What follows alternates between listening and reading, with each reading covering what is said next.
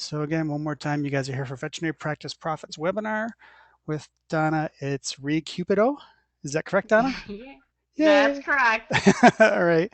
And just want to remind you one more time that we do have all the attendees in listen-only mode. If you have questions, please put those out at the end or put those on the chat box, and then what we'll do is address them at the end so we can get a good recording. And I want to welcome you all. Thank you for joining us.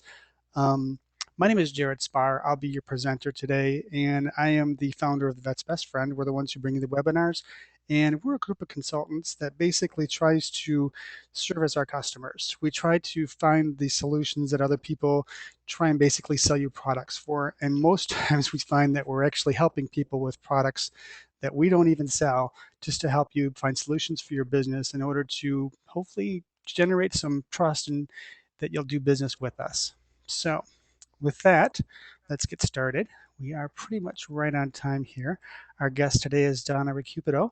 And I'm going to read through her bio here, so be patient with me because it's very long, which means that she's a very, very important. I'm just impressed by your bio. As I was reading through it, I'm like, holy smokes. All right.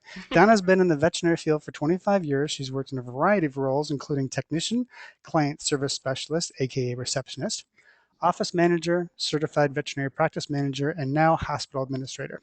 She is so passionate about the field, especially in the area of client service and team building, staff utilization, and making veterinary visits an experience. She believes that the front end staff is your first impression of your hospital, whether it's on the phone or in person. She's a former owner of Veterinary Visions Consulting, which has allowed her to, as a consultant, to focus on mystery shopping veterinary practices. She cannot begin to tell you the things she's heard or didn't hear when calling practices, allowing them to change to wow their customers from their very first impression. Most surprising was that many managers and or owners had no idea what their staff was telling clients. Some would make you cringe. She continues to try to offer that training and vision now as an emergency specialist setting or in an emergency specialist setting. Through the medicine and situations, the message may be different, but the message we send to their clients is the same. She enjoys writing, and you can see some of her writings at dvm360.com and also read some of her articles in VHMA, Trends, Veterinary Economics First Line, and VSIPP.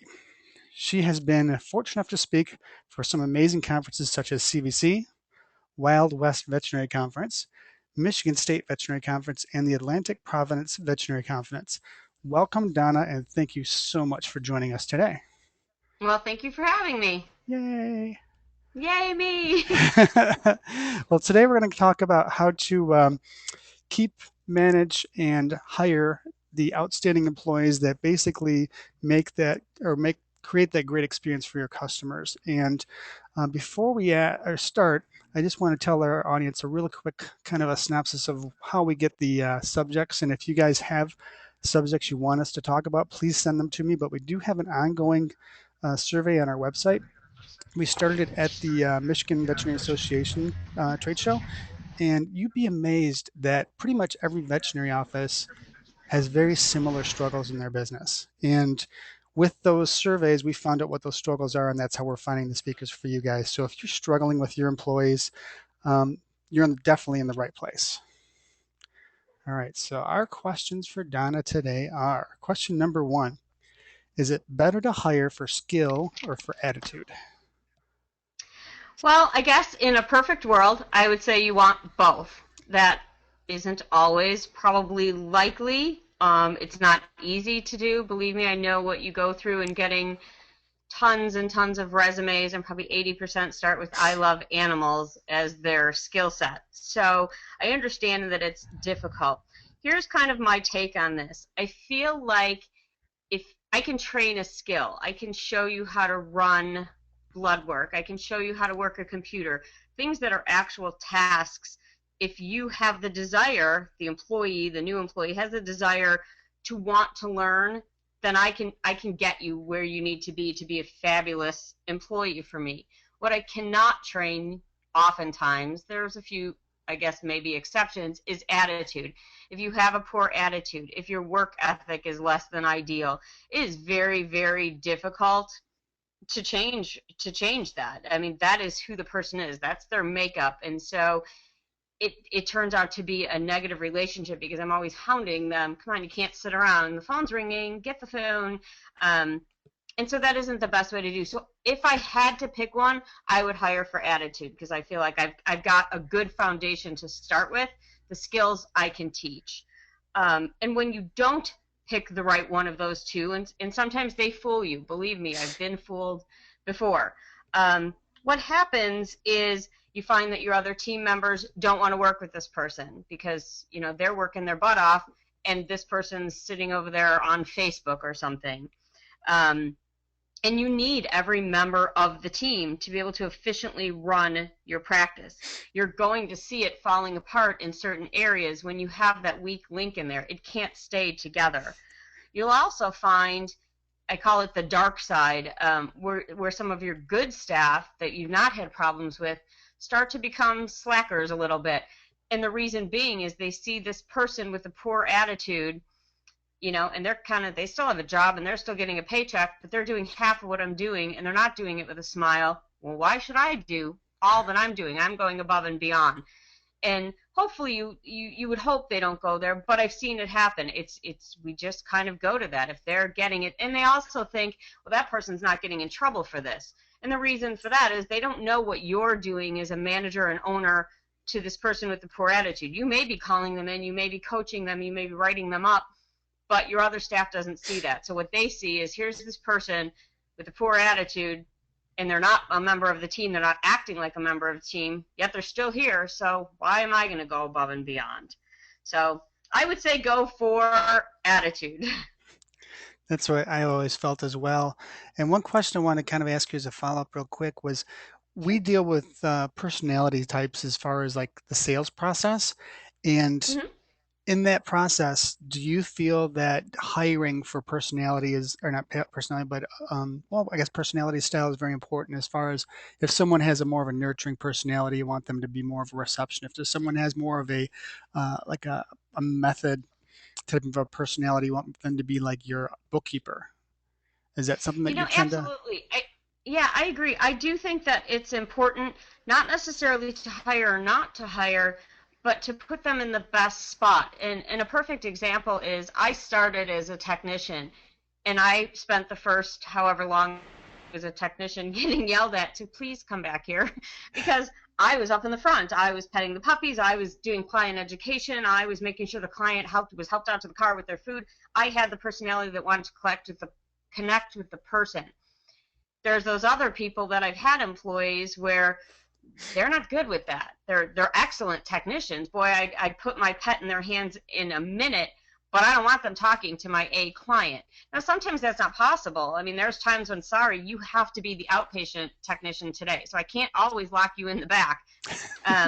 The other thing I think that's helpful, especially knowing personality or doing some kind of personality testing, is understanding how that person communicates. I often feel like sometimes we don't communicate properly simply because we don't have the same communication styles. My former boss was very kind of high D, and I was the social butterfly. So when he'd say, "How was your weekend?" I'd start with Friday at 4 p.m. and go all the way through Monday, and you could just see him kind of going, "Oh my gosh, just stop." And so I learned that when I needed to communicate with him, "How was your weekend?" It was fine. When I needed to bring things to his attention, all my effort and work to put into it, I needed that, but I only needed to present, the facts, only the facts, because that's how he communicated. And once I figured that out, we had a great relationship. And so I think that's very helpful in employees in knowing how they learn, how they communicate, so that you can do your best to give them the opportunity to succeed. That's what we're all trying to do when we hire someone. Perfect. I agree totally. All right, second question. Do I need job descriptions? I think I know the answer, but go ahead and tell me. Yes, yes, you need job descriptions. Yes, absolutely, yes. There's a few reasons. One, if someone doesn't know what their job is, how can they do their job? And I say this because in consulting and in my career, I've seen the name technician and that person simply restrains. That's what they do. They run intestinal parasite screens. They do, and then I've seen others where they're in surgery and they're helping, and they. So there's such a wide variety in the veterinary field. And a client service specialist, do they just make appointments? Maybe they do in your clinic. Maybe they're part of client education. So you need to determine, what do I expect from you in this position that I'm putting you in? They need to know that, so that they have the rules of the game to decide if they can play the game or not and be successful in the game. The other thing is, when you get down to the point of performance evaluations, it's very difficult to evaluate someone against nothing, really, because what happens is we all wait, because most people don't like to do evaluations. So we wait and we go, oh gosh, it's been a year, quick, and we write something up about every single employee. I have over 100, so I know how Oof. tedious it can be. And then what do you think of? You think, uh-oh, well, last week she was late 4 times. She's a terrible employee. And maybe that's the only time she's been late in 6 years, but because that's the freshest thing in your mind, that's what you use. So a job description allows you to sit down with that employee and go through and say, here, client education is something that's in your job description, yet constantly I see your clients leave, and then they call back and say, do I need a heartworm test? Or why do I have 12 of these heartworm preventatives? So you're not doing that job. So it allows you to compare what you see them doing versus what you gave them right away. The other thing is, in the interview process, I always hand a job description and I say, can you perform the things on this? Because we're so limited on often what we can ask in interviews, and we're all kind of gun shy about that nowadays. Although in the veterinary field, I feel like sometimes we give each other more than we're supposed to. But this way you can hand it to the person and say, can you perform the task on this job description? If one of them is lifting over 50 pounds and the person says no, and they don't even tell you what it is, they just say, no, I can't do all of those. If later you don't hire and then there's a lawsuit brought against you, you can say, well, I asked and they couldn't perform the duties that I needed them to do. So I always have them sign off on the job description. Yes, I can do it. No, I cannot do it. The other thing, I guess, would be if you terminate somebody. If you've had performance evaluations and all along, because you weren't really, you did it under the gun, and you said, you're doing a great job, Susie, here's 25 cents, have a good day. Then tomorrow you fire her because she really hasn't been doing a good job. You just kind of were trying to get through this performance evaluation. She can come back and say, well, they told me I was doing a great job, and now I was terminated. So why is that? Is there something going on? Is there discrimination? What happened? So if you use your job description every time you do an evaluation, you have documentation of, these are the things we asked you to do, these are the things we presented at your interview, here's where you need some help, here's where you're lacking. And if that doesn't approve and you decide to terminate them, you have all these evaluations that tied in the job description to be your backup if anything happened to go wrong and you end up in court. So I think they're really important. And I think that all staff members should be able to help with those. You can find them all over the internet. VHMA, all the sites have job descriptions. But I would sit down with maybe some key members of your staff and say, here, read this. What else needs to go on here? What needs to come off of here? And use your staff to help develop your job descriptions. Great idea. All right. So, as a manager, do I need to delegate? Oh boy. Yes, you do. Another yes. And let me tell you, when I started, I was the worst delegator ever. Probably because I felt like it was reflective of me. So if it wasn't perfect, then I was going to look like a bad manager. And if I was giving half my jobs away, I was going to, well, what are you doing? What are we paying you to do? So I kind of put all these monkeys on my back until I couldn't stand up anymore. It was just ridiculous. I was working 60, 70 hours a week. I was coming in on Saturdays and Sundays. I was working from home. I would literally pull into my driveway, get in my house, turn on my computer, and work until I fell asleep, which is not what you want to do. You burn out from that. So you do have to delegate. It doesn't make you less of a manager. It actually makes you more of a better manager. It eliminates the stress. And you know what? I don't know everything. I haven't been a technician in a really long time. So for me to take on, our lab equipment, we have an MRI, we have a CT, we have a hyperbaric chamber in our practice. If I had to take those things on myself, there's no way. I'd have to learn all this stuff over. So I can oversee, here's the hyperbaric training, here's the hyperbaric maintenance schedule, here's what I need to have the hyperbaric run, here's how I talk to my clients. But I don't have to be the one to do it. I can say, you know what, you're great at this. You really seem to understand hyperbaric therapy. So you are in charge of this. And again, we go back to then this is what I need from you. Here's very clear expectations, but I do need to delegate that out. And again, delegate doesn't mean you just give it away and forget about it, because that's where you can get into some trouble, because ultimately an owner is going to come back to you as the manager and say, what happened here? Why did this go this way? And you can't say, well, I gave it to Susie, because as your job as the manager, you can give it to Susie, but then you have to follow up with Susie. So that when your owner comes to you, you have the answers and you know what Susie's doing. If Susie needs help, you have to check in with her. The other thing is, if you do not delegate, they will get a hold. You will never be off work. I would get calls. We don't have pens. We're out of toilet paper, and it's Sunday at work. We have two 24-hour facilities. It's 11 o'clock at night on a Sunday. We have no toilet paper. What would you like me to do about that? And I finally realized I haven't done a very good job of delegating out housekeeping supplies. So now I have someone who every single Wednesday takes the notebook of everything we need. He goes through. He gives me the list. I still order through the company because it's real simple. It's just sending off an email. But he's now in charge of that, and I can rely on him. He's earned my trust in that. The other thing, too, from a practice owner's perspective, if you have a manager who does not delegate and that manager leaves, guess what? You are in big trouble. You are reinventing the wheel. I've seen they can't get in their own bank accounts. They don't know how to open QuickBooks. Nobody knows where. I mean, and these are big things. When I took over this practice, the owners didn't know how to get in their safe. That's where all the money was being deposited every night. The manager was terminated. I walked in, and nobody could get the money out of the safe. How Luckily, I funny. found a book. Otherwise, we were going to have to blow it up in the parking lot or something. I'm not sure. So, yeah, delegation is really, really important. Just make sure you're choosing the right person for the job. Ensure that you've trained them so that you can trust them. Check in with them often to make sure they're handling the task to your satisfaction, and if not, why? Did you miss something? So those are the things you have to do. Stay on top of those delegated tasks, but yes, delegate.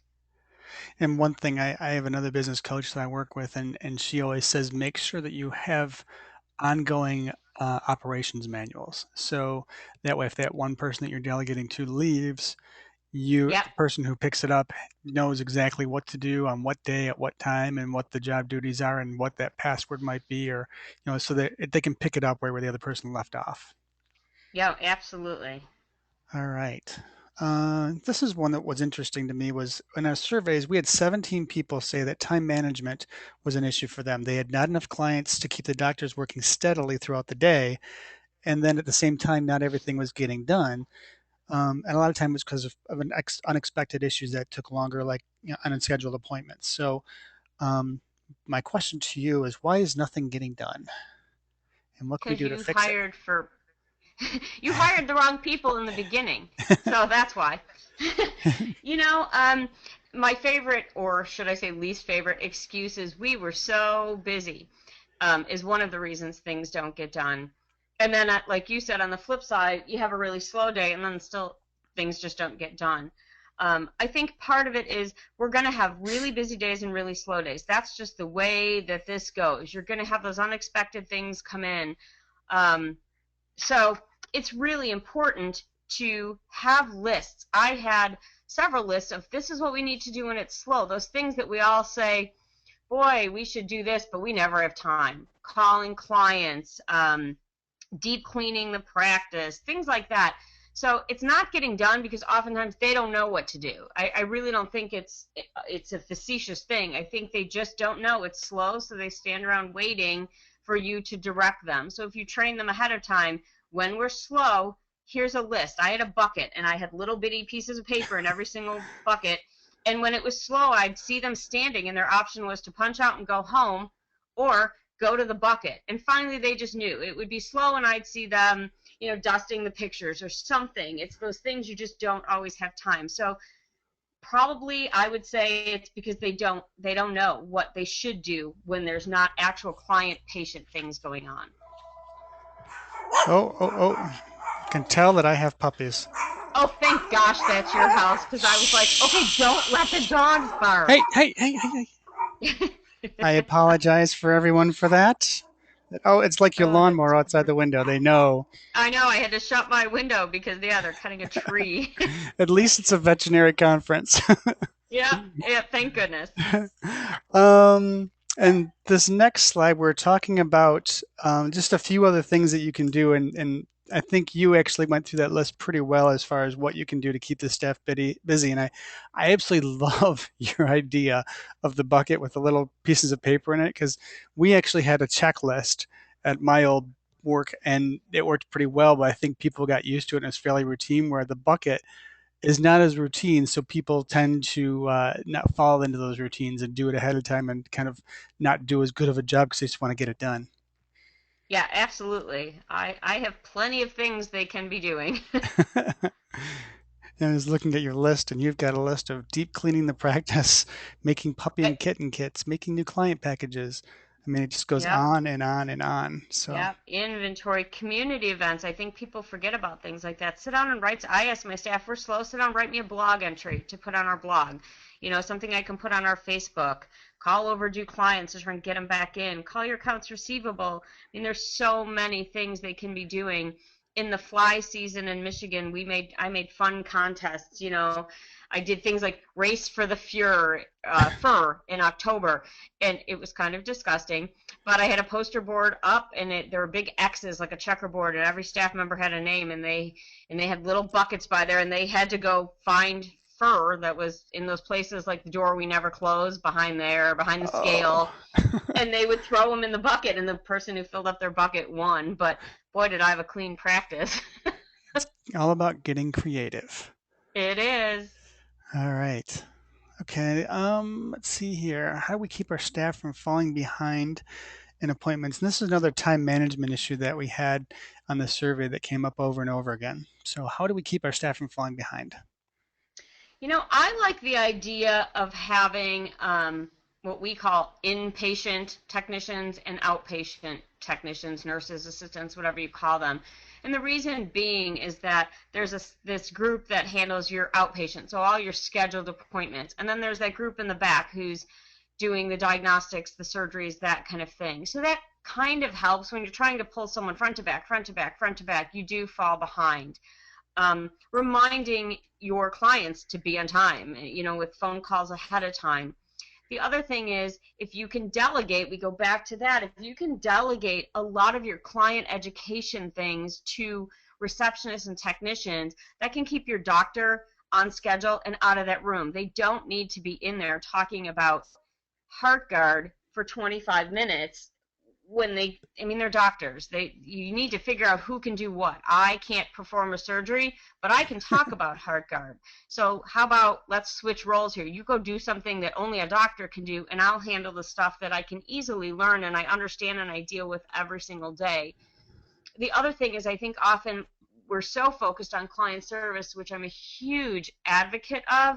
But what I think happens sometimes is that they come and the client schedules an appointment. It's for distemper rabies. It's just their annual. And what happens? Well, you know, he's been scooting, and God, you know, his ears really smell, and now you're waiting on an ear discharge analysis, and you've got all these things going on that you didn't plan on. I am totally okay, and this is what we did is we said these are really important things. We want to make sure we get them taken care of. Unfortunately, because of the time when you had called to schedule, we gave you this much time for these things that you told us.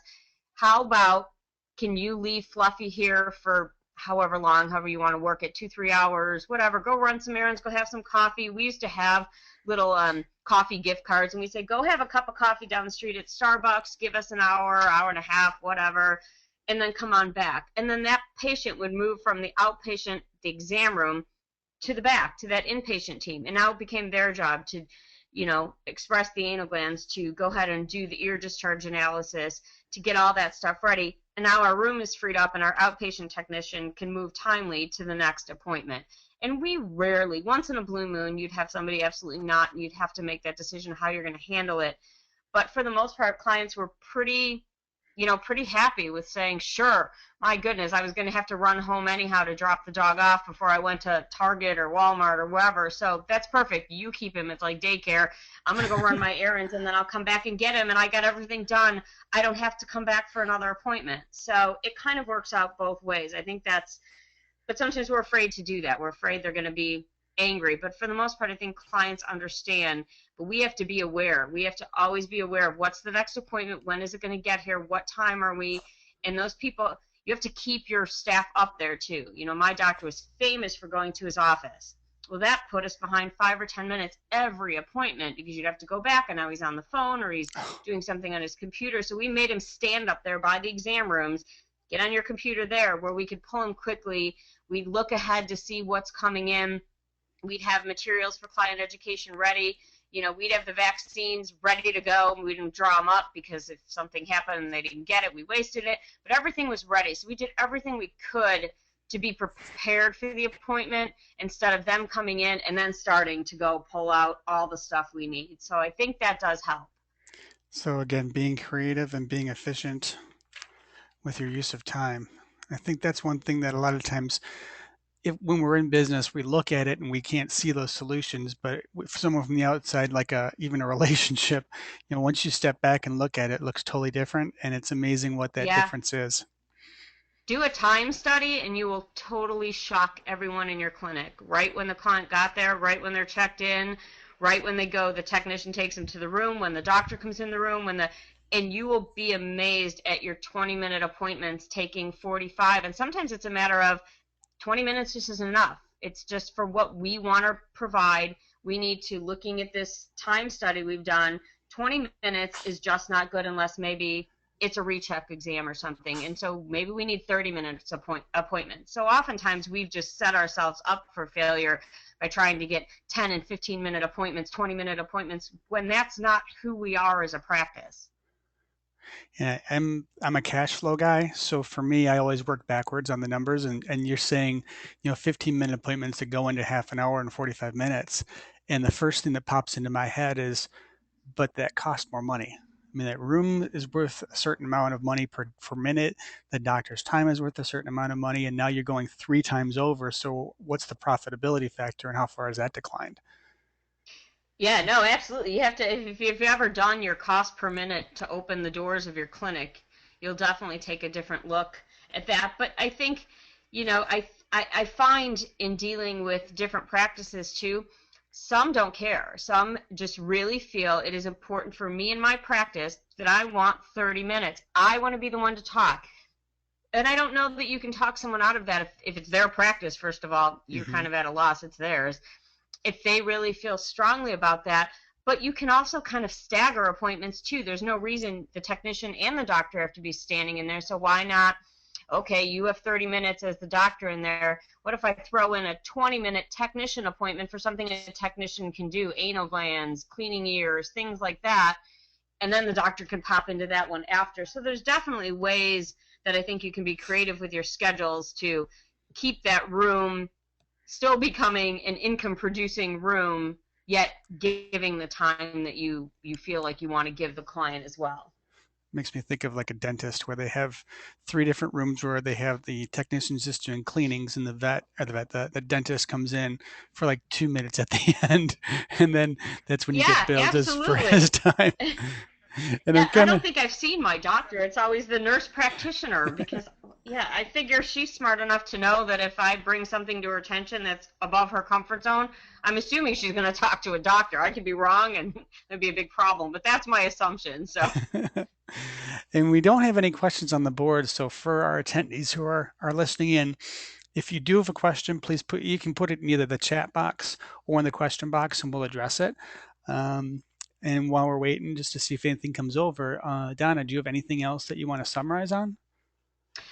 no, I kind of think, like I said, I think that with all these things kind of tie into each other. Delegation, you hire the right person, you're off to a good start. You delegate, you free up your time as a manager to watch those dollar things that you need to be watching, and you've delegated stuff to your staff who can help move those times along when there's things that you feel like you're behind in your appointments. It's also great job satisfaction. Nobody wants to be the nail trimmer or the dog restrainer who has to wrestle the mean dog all the time.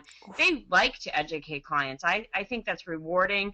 And the more you can give them, the better all of this will go. It will all pull through in the end. And the more they take ownership in your practice, the more they're going to take pride in the way it looks. So maybe now when it's slow, they're embarrassed that there's sticky popsicle, fingerprints all over the window or dog licking stuff on the window. They're going to go clean it for you. So really all of these things kind of tie in, I think, to make the transition and make everything go better, make it all flow better and make everybody a big happy family. And then if anybody does have questions after the fact, go ahead. You can call me or email me. My information on the screen, and it will be on the next slide as well here. Um, uh-oh, my wife is just pulling in, so hopefully she's not going to open the garage door and make the dogs bark again. But thank you so much, Donna, for your time. For our attendees, for more information, some more tips and tricks, please visit our website. It's www.thevetsbestfriend.com, where you can get. I knew it was going to happen. Gosh, I'm so glad it was you, not Oh, it me. was so close. Yeah, if something comes up after the fact, feel free to email me. I'd be happy to answer any questions that anybody has. And then if you guys do, yeah, definitely get a hold of Donna for any questions after the fact. Her email is on the screen. And did I spell it correctly, Donna? Yes, you did. Although I'm not a doctor, so I see Doctor Donna Recupido. I'm Oh, gonna ask for a raise. I I'm gonna fixed ask on for a raise tomorrow. I am not a doctor. I play one on TV, but that's it. Well, thank you very, very much for your time. I really appreciate it. I hope everybody got everything they need. And again, if you have any questions, please follow up with us. Until next time, create a great life, everybody. Bye.